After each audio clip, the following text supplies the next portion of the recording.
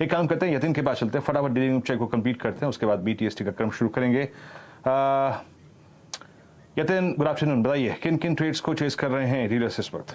Good afternoon Veeru. देखिए, दो stocks जो मेटल्स और माइनिंग स्पेस में से हैं। सबसे पहले कोल इंडिया पे बात करते हैं, जहां डीलर्स BTST की सलाह अपने क्लाइंट्स को दे रहे हैं। पिछले आधे घंटे में आपने देखा होगा कि मेटल स्टॉक्स और कोल इंडिया में खास करके आपको बाइंग के जो है ट्रेंड्स दिखाई दे रहे हैं। इनफैक्ट अगर हम अगस्त सीरीज की भी बात करें तो रोल ओवर्स अच्छे दिखाई दे रहे हैं कोल इंडिया में। फॉर द टाइमिंग 2 से 3% के अपसाइड के लिए डीलर्स यहाँ रेकमेंड कर रहे हैं खरीदारी।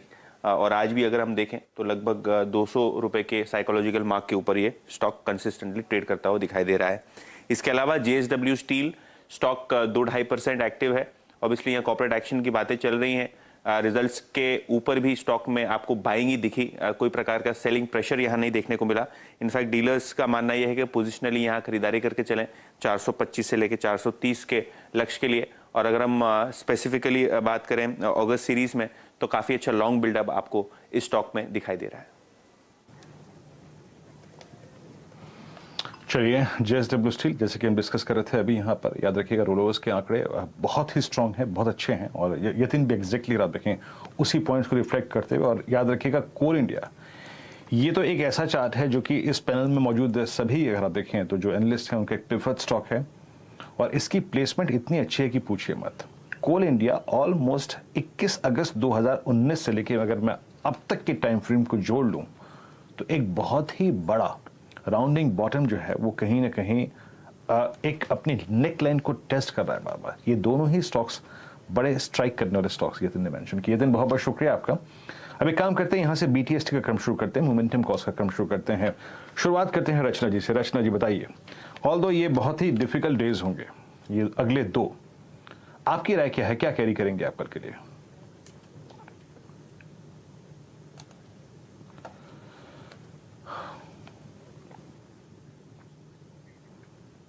रचना जी प्लीज अपने आप को अनम्यूट कीजिए और अपना ट्वीट बताइए। सॉरी, अगर आपने जिस स्टॉक का जिक्र किया अभी कोल इंडिया, उसी की ही बात करें तो यहाँ पे डेफिनेटली अच्छा एक मोमेंटम बना हुआ है। और ये काउंटर जब तक 198 के ऊपर रहेगा तो ऊपर वाली साइड पे ये बहुत ही जल्दी 206 और 210 की तरफ जाता हुआ हमें फ्यूचर्स पे नजर आ सकता है। तो कोल इंडिया पे लॉन्ग कर सकते हैं 198 के स्टॉप लॉस के साथ। कोल इंडिया रचना जी का प्रेफर्ड कॉल रहेगा, buy today and sell tomorrow की रेंज, मतलब आज लीजिए और कल प्रॉफिट बुक करिए, उसका विकल्प खुला है। मानस, आप क्या ट्रेड कैरी करेंगे? कि मुथूट और मणप्पुरम दोनों चार्ट पे वीक लग रहे हैं, तो मैं समझता हूँ कि मुथूट की तरफ देखना चाहिए। मुथूट पे एक सेल कॉल लेना है, क्योंकि देखिए अब मुथूट करीब 7-8 दिनों के कंसोलिडेशन के बाद 20-डे मूविंग एवरेज के नीचे ट्रेड करने लगा है। इंटरडे चार्ट पे एक प्राइस ब्रेकडाउन देखने को मिला 1032 के नीचे, तो मेरा समझ है कि यहाँ पर भी गिरावट बढ़ेगी। टारगेट करीब करीब 1000 के रहेंगे। करंट लेवल्स पे बिकवाली करिए 1041 के स्टॉप लॉस के साथ। ओके, मुथूट फाइनेंस सेल और NBFCs में आप देखें सेल कॉल आती हुई यहाँ पर। मुथूट इधर प्लीज स्ट्रक्चर स्क्रीन पे रखिएगा, क्या कर रहा है मुथूट फाइनेंस एट 1026। यस, एक खराब चार्ट और आज 20-डे एक्सपोनेंशियल नीचे फिसलता हुआ चार्ट है। श्रीकांत, आप क्या ट्रेड कैरी करेंगे? बिल्कुल, तो देखिए अगर इस मार्केट में इस लेवल पे अगर कॉन्ट्रा ट्रेड लेना है तो मुझे लग रहा है कि फिर वापस यहाँ पे हमें फोकस करना पड़ेगा कुछ एक फाइनेंशियल्स के ऊपर, क्योंकि यहाँ पे मोमेंटम जारी है। इवन दो हमने कुछ करेक्शन देखा है, लेकिन हमें लगता है कि स्टॉक जैसे कि स्टेट बैंक ऑफ इंडिया है जो तकरीबन 515 के करीब ट्रेड कर रहा है, वो हमें लगता है कि 515 से लेकर 510 के रेंज में थोड़ा और कंसोलिडेट कर सकता है। लेकिन इवेंचुअली लगता है कि ये स्टॉक एक बार 525 से लेकर 530 के लेवल्स दिखा सकता है। तो मैं करंट लेवल से स्टेट बैंक को एज अ BTST बेसिस पे लॉन्ग करूंगा। स्टॉप लॉस रखूंगा यहाँ पे 505 का, टारगेट्स रखेंगे हम 530 रुपए के। SBI 514 पे याद रखिएगा थोड़ा सा रिट्रेस हुआ, बट स्टिल ये पूरे बैंकिंग स्पेस में सबसे स्ट्रॉन्गेस्ट स्ट्रक्चर की ट्रेजेक्टरी में आता है, के जोन में आता है, खड़ा हुआ है। 510 के स्पेशली अगर आप देखें ऊपर बड़ी कमांडिंग पोजीशन में ये स्टॉक नजर आ रहा है। प्रकाश सर बताइए, आप क्या कैरी करेंगे कल मॉर्निंग के लिए? मैं कैरी करूंगा शॉर्ट साइड, वो है कोटक महिंद्रा बैंक। यहाँ पर वीकनेस है और ट्रेडेड लो पर ट्रेड कर रहा है, स्टॉप लगाना चाहिए 1780 का कोटक महिंद्रा बैंक। मेरे ख्याल से लो लेवल देखेंगे, अच्छा मूव मिला तो 1700 भी देख सकते हैं अंदर लोगों से।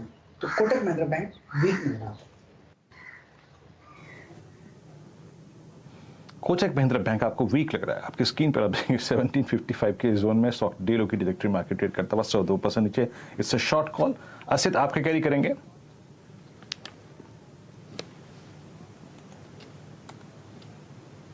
मेरा भी कोटा बैंक था I think, but at the same time we can go with Eicher motor. मुझे लगता है आइशर मोटर को स्टॉप लॉस रखेंगे 30-35 for a target of 3000। Eicher motor में थोड़ा वीकनेस देखने को मिल रहा है and bias is little negative, so short in Eicher motor. Eicher motors यहाँ पे वीकनेस, और सुबह से अगर आप देखें इस स्टॉक में वीकनेस थी, जहां खुला वही डे हाई बन गया, टॉप बन गया, वही कोलैप्स होता रहा। तो याद रखिएगा अब शॉर्ट कॉल्स भी बाजार में काफी खुल रही हैं, और इसीलिए देखिए मैं ऑटो में कह रहा था कि मारुति या फिर टाटा मोटर्स को प्रीएम्प्ट करने की जरूरत नहीं है। दिवाली नंबर्स रखे, बट स्टिल कॉन्फिडेंस नहीं है चार्ट्स को देखकर। मयूरेश जी, आप अर्निंग सीजन के बिल्कुल मध्य में आ चुके हैं और आपको एक बड़ा क्लियर सेंस मिल रहा है अब क्या खराब कर रहा है, क्या अच्छा कर रहा है। बताइए इसी शॉर्ट टर्म अपॉर्चुनिटीज को लोकेट करते करते आपका आज का जो कॉल है वो क्या होगा कल के लिए? तो बिल्कुल विनोद जी, इनफैक्ट हमारी जो मार्केट्स में इंडिया में एक क्यूरेटेड लिस्ट आती है स्टॉक्स मेकिंग न्यू हाइज, जहाँ पे आरएस लाइन नया हाई बना रही है, वहां से एक स्टॉक आ रहा है करूर वैश्य बैंक का। आपने नतीजों का जिक्र किया, मुझे लगता है mid size private banks Karur हो, फेडरल हो, शानदार नतीजे पोस्ट किए हैं। करूर के लिए आई थिंक जो ग्रॉस एनपीएस है वो 5.21 पे आए हैं, net NPS have come down at 1.91। तो जो मैनेजमेंट कह रही थी कि by the end of this financial year GNPS 5% के नीचे और नेट एनपीएस 2% के नीचे, वो ऑलरेडी नेट एनपीएस ले आ चुके हैं। दूसरा देखें, आई थिंक जो एडवांसेस ग्रोथ है ये तो एक स्ट्रॉन्ग ट्रैक्शन में बनी हुई है, और क्योंकि उनका रिटेल लायबिलिटी फ्रेंचाइज बहुत तगड़ा है, टर्म डिपॉजिट्स 94% रिटेल से आते हैं, उनके कॉस्ट ऑफ फंड्स काफी लो रहते हैं, इसलिए इनकी जो निम्स की ट्रेजेक्ट्री है ये 3.8 से 3.9 के ट्रेजेक्ट्री में बनी रहेगी। तीसरा आई थिंक जो प्रोविजनिंग इन्होंने बैलेंस शीट पे किए हैं और जितनी स्लिपेजेस के नंबर्स आए, स्पेसिफिकली स्लिपेजेस और रिस्ट्रक्चर्ड बुक का एक कंबाइंड आंकड़ा, कहीं ना कहीं वो भी कम होता जाएगा। क्लोज टू 3% था, but I am pretty sure management will get that combined figure less than 2.5%.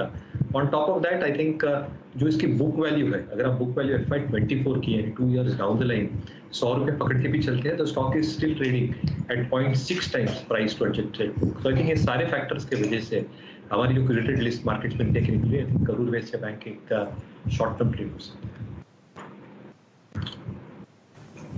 Karur Vysya bank अगर आप देखें एक शॉर्ट टर्म सेटअप के अनुसार मयूरेश जी को और उनकी टेक्निकल टीम्स के साथ जो भी इंट्रोडक्शन हुए हैं, ये एक अपॉर्चुनिटी नजर आती हुई। चलिए अभी काम करते हैं, बाजार डे ऊपर है, इट्स 16,482 और बहुत नजदीक खड़ा है आपका 100-day एक्सपोनेंशियल मूविंग एवरेज जो कि 16,455 पर प्लेस्ड है।